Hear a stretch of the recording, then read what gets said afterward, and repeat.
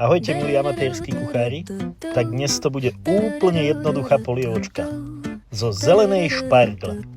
Zelenú šparglu nešúpem, ale ju poriadne umyjem. Odrežem si tie konce a ideme variť. Na gíčku opražím cibulku a cesnak. Keď už bude základ do zlatova, pridám nakrájanú šparglu. Nechal som si pár hlavičiek zo špargle, ktoré použijem na ozdobu, ako vložku do polievky.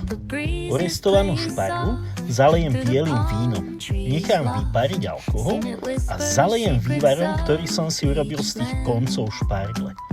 Dochutím solou, muškatovým orieškom, čiernym korením a keď už bude špargla mäkká, zalejem smotanou a varím cca 5 minút.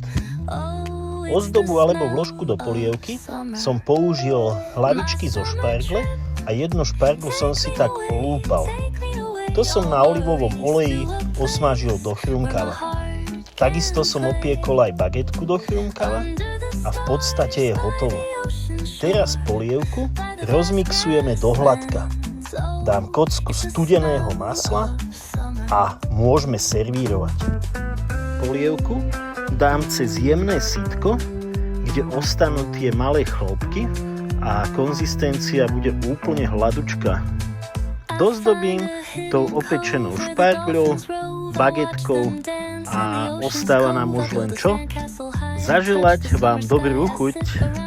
Malý tip, môžete to dochutiť pár kvapkami citróna alebo limetky a dozdobiť jedlými kvetmi. Ďakujem za komentáre, odber, lajky a teším sa na budúce. Dovidenia.